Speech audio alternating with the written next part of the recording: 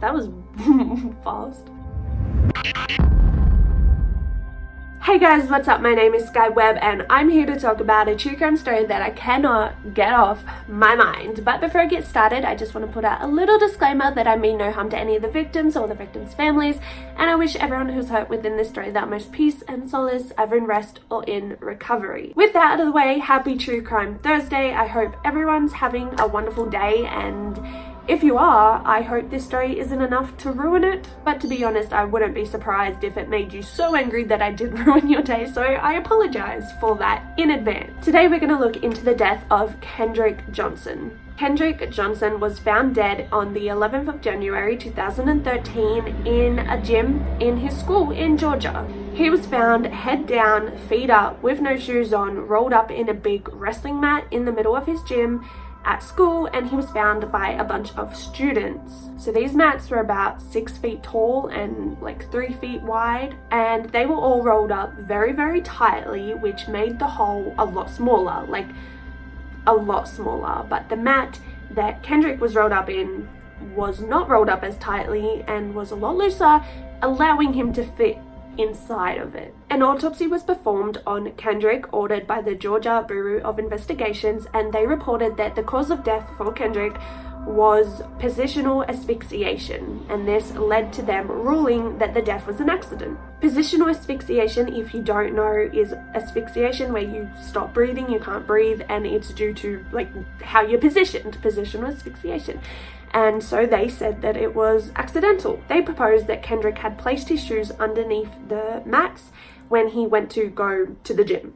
And this is something that a lot of students did do, but they proposed that instead of lifting up the mat to pull his shoes out, which is what most students did, that he dived headfirst into the mat to retrieve his shoes. They suggested that at that point he got trapped in the small hole and couldn't get back out, couldn't tip over to get back out, and died accidentally. And obviously a lot of people were very, very shocked by this, because it's not very often you have a kid die at school, let alone a kid die at school by getting stuck in a mat. Like, it's a little bit peculiar for someone to dive headfirst into a small space to get shoes that you like. It's a bit odd. Kendrick's family in particular were not very impressed by this outcome. They were not very impressed by this proposal, that it was accidental for one, and that it was from him diving inside for two. They also sort of pointed out that, well, why are all the mat's holes like tiny to the point where he couldn't have fit in, but the one mat he left his shoes under, he decided to dive in? Who rolled up that mat so loose compared to all the other? Why? Just why? They didn't believe for a second that he died by accident, and so they kept pushing for more to be done. They wanted to know what the fuck was going on. And unfortunately, they really couldn't do much when the cause of death was asphyxiation. Like, there's really no other explanation of what happened. It has to be an accident if it's positional asphyxiation. Otherwise, unless someone was trapping him there, you know what I mean? Kendrick's family decided that they would do their own autopsy to see if there was anything the original coroner might have missed. This meant, however, that Kendrick's family actually had to dig up Kendrick's grave, which is a very emotionally taxing thing for a family to have to do. It's a lot to have to dig up your son's grave in order to do another autopsy, but they made that decision. They decided that they would rather get justice and know what happened to their son than to let him rest at the moment. That's what they decided to do. Unfortunately, what they found was just another horrific thing that sort of contributed to their heartache. When the autopsy was performed, they did find an alternate cause of death. They found signs of blunt force trauma around his neck with heavy bleeding under the skin. They also found that this area hadn't previously been examined. It hadn't been cut in any way. There was no lacerations, and so they could tell that in the previous autopsy, the original autopsy, no one had investigated this area of his neck, which isn't a good sign. That showed that the cause of death was concluded after not doing a thorough search of his body, so it was really an inconclusive autopsy if they hadn't done it thoroughly.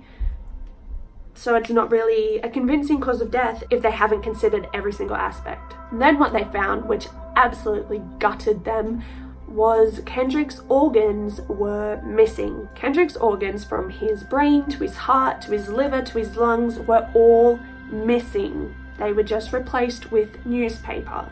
Fucking newspaper. And the family were never told about this. They were never warned, they were never asked, they were never informed in any regard. So they immediately contacted their lawyers and tried to get to the bottom of this, because I can't even imagine how shocking it would be to find your son without organs. And they found out that the funeral home that they had hired to prepare his body and embalm him had disposed of his organs and replaced them with newspaper. They claimed that they did this because his organs had disintegrated naturally, but after contacting a number of other professionals, they could see that this practice was not standard. It had never been heard of to dispose of organs and replace it with newspaper. They instead had actual standard practices that they did, where they replaced it with standard materials and then obviously contacted the family to let them know. It's not very hard to just give someone a call and say, hey, by the way, your son lost his organs. It was also kind of strange that every single one of his organs disintegrated by themselves naturally. Regardless, it was all weird. At this point, Kendrick's family had had enough. Their son had died. As far as they were concerned, he was murdered. He now had missing organs. No one would listen. Everything was ruled an accident. They had to dig up their son's grave. Everything was just a mess. The world was on their shoulders at that point. They just felt so fed up with everything. Let down again. And when we buried Kendrick, we thought we was burying Kendrick, not half of Kendrick. Stuffing that newspaper in like he was a garbage can inside his body. Unbearable, just about. Only thing that wakes you up in the morning is just to keep pushing. And they buried half their son. Those are their words. They genuinely thought that they had buried half of their son because of a funeral home's negligence, and so they were so done with life at that point. They were broken parents. Now, there were surveillance tapes in the gym on the day that Kendrick died, and these were reviewed when obviously the investigation started, but the corner of the gym where the mat was found, where Kendrick was in, was just out of view of these cameras, so they weren't much help. Yeah, this is the most important camera of all 36, and I want to show you the video. It's blurry. Of all 36 cameras of video that was provided, this angle is blurry. It's almost impossible to make out any of the faces. And if you look at the corner, it's the top left of the image. Those are the mats in which Kendrick Johnson was found. What you don't see is the top of the mats. And we know why that's important, because sheriff's deputies say that he climbed in through the top of the mat. I'm a little confused. I mean, we saw Kendrick running, and from one angle, the camera on the mat, does that show him approaching the mats at any time? And is there anybody else that shows up?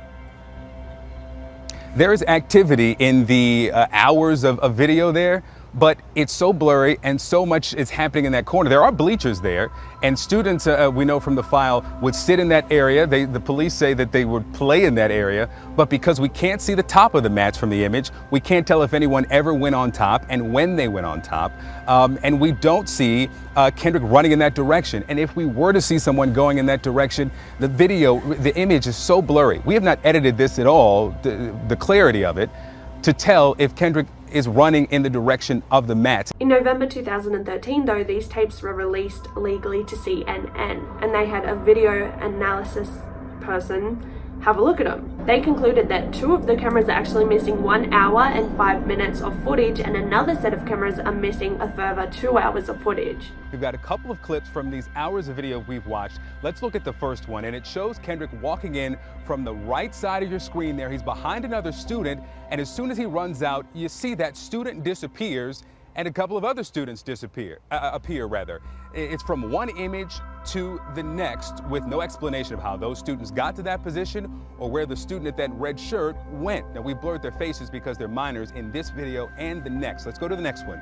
You can see Kendrick at the bottom right of the screen. He's walking at first, and then he runs out of the frame, and just like the first video, other students just appear.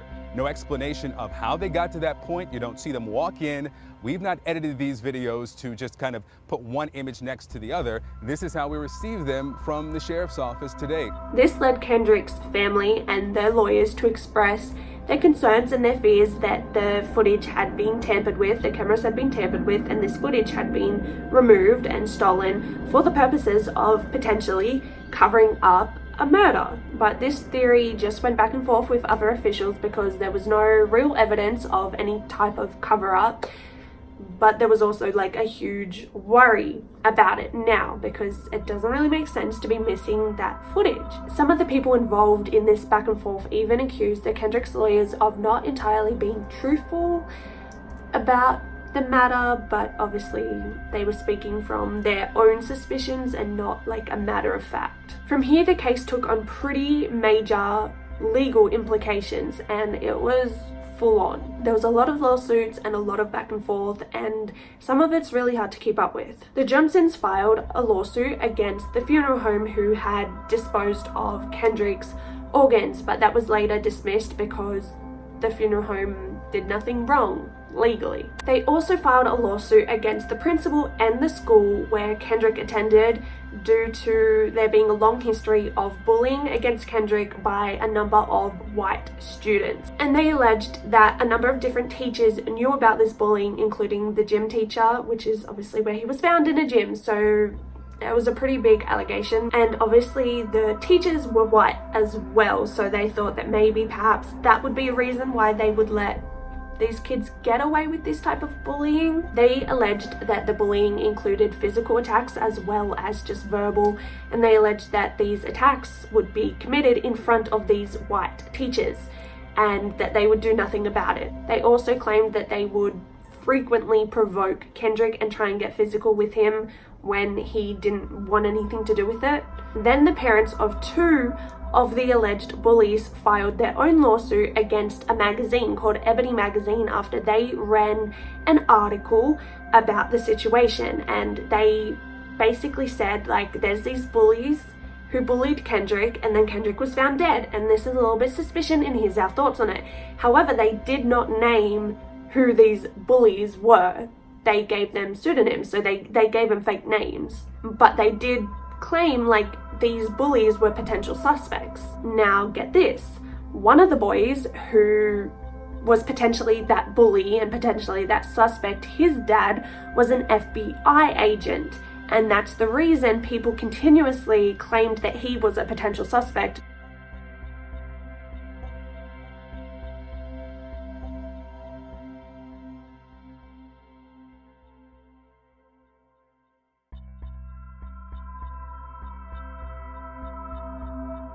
Because they thought if anyone was to cover this up and if there really is all this footage missing and all this had happened, he is the most likely person to have it all covered up because he has a dad in a very high position of power where he can get shit done, basically. That explained why everything was able to be pushed under the rug so quickly without a lot of evidence. Obviously, there wasn't that much evidence in the autopsy because Kendrick's body hadn't thoroughly been examined. And then there wasn't that much investigation into these tapes because they never concluded that there was footage missing. It wasn't until they were legally released to CNN and they had a video analyst look into them, then they discovered that there was all this footage missing. So how did all of this stuff get pushed under the rug so quickly? People summed it up to, well, his dad's in the FBI. Maybe that's why. So despite the magazine using fake names for these boys, their families and their lawyers alleged that the boys were still easily identifiable by the things that they put in the article and the way that they described them. And they claimed that because of this article, they were receiving backlash and they were receiving death threats and a lot of harassment directly due to this article. After that, the Johnson family filed a massive lawsuit against 38 individuals. That included 3 of Kendrick's alleged bullies.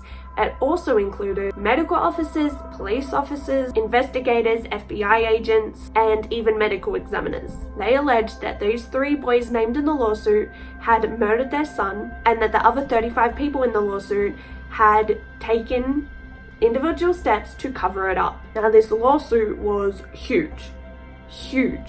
And it went from judge to judge to judge to judge. They kept passing it on. No one wanted to be in control. No one wanted anything to do with this case because A lot of the people named in this lawsuit were very high up people you don't necessarily want to have any sort of issue with. A lot of these judges resigned just before the case was set to begin. So in 2015, the US Department of Justice filed a motion to intervene and investigate possible obstruction and grand jury tampering, which is a massive deal. Because of this, the Johnson family decided to withdraw their lawsuit with the hopes of refiling after the investigation had been completed. But unfortunately, the Johnsons' decision to withdraw their lawsuit resulted in them being countersued with $850,000 worth of attorney fees and $1 million defamation damages. That is an absolutely devastating outcome, but they really didn't have a lot of choice, because if they had have kept the lawsuit going, it would have been more money for them. So they thought they were doing the right thing, and it got really messy. The family was beyond devastated, beyond disappointed. It just seemed never ending for them. There was no light at the end of the tunnel for them. Like, it was just horrible. It was such a huge financial loss and so emotionally taxing to put themselves through that, but they genuinely thought that they were seeking justice and they had faith in the system, and it was just such a long, drawn out process that I don't think they were expecting. In 2016, the Department of Justice announced that they wouldn't be filing any criminal charges in the death of Kendrick Johnson. Then in 2017, a judge ruled that the Johnson family and attorneys must pay more than $300,000 in legal fees to the people that were originally accused of foul play. $300,000 to the people who were potentially their son's murderers. That's the story of Kendrick Johnson. And if I'm this frustrated by the back and the forth and the lawsuits and the money and if I'm this frustrated, imagine how his family feel to have that loss on top of that, to have like the funeral home even fucking them over on top of that, to have every single fucking person I can't even imagine how horrible that'd be, to have such a huge financial loss when you're trying to get justice for your fucking son. Really? And just for a second, I'm not saying those people are murderers, but just for a second, if you were a murderer, can you imagine the person you murdered, their family like suing you because they know it was you or they think it was you, and then you say, well, you know what, I'm gonna countersue you and get money back. So you kill someone and then get money on top of that. Like, not saying that that's the case, because obviously that hasn't been ruled, but imagine if it were. Like, how backwards is that? Let me know what you think about this case in the comments down below. I'd love to know what you think about Kendrick. What do you think about him getting stuck in the mats? Does that make sense to you? A lot of kids did leave their shoes under those mats, but all of them, when interviewed, said, yeah, we'd pick up the mat and take our shoes. No one dived in. And like, Kendrick was a big guy. It doesn't make sense that he would think, I'll just dive in this tiny little hole. Like, it just doesn't seem logical. And I'm not saying that all young kids are logical. Obviously they're not, but let me know what you think about that. It's just like mind-boggling to me personally. What do you think about the FBI's involvement? Do you think there was any cover-up shit going on? Do you think that any of the FBI, do you think the FBI parent had anything to do with it, or do you think it was all just innocent? Let me know. Do you think that it was an accident, or do you think that potentially something else happened to Kendrick? And also, what do you think about the missing organs? Because that's just like a cherry on top, honestly. Like, of all the things they're going through, why? Let me know what you think about this case in the comments down below, or you can head over to my Facebook, which is skyweb with 3 B's, and let me know there. I would love to hear your opinion. Be sure to give this video a big thumbs up if you feel like it. I would really appreciate it, and be sure to subscribe so that you can see all my new videos. I post every single Thursday all about true crime, and I would love to have you be a part of the family, even though it's really just me. Thanks. Make sure you guys are being safe out there. Do not dive into any wrestling match, no matter what you do. Never accuse an FBI's child of murder, because it won't end well. And most importantly, never ever trust funeral homes. Thank you so much for watching. Bye.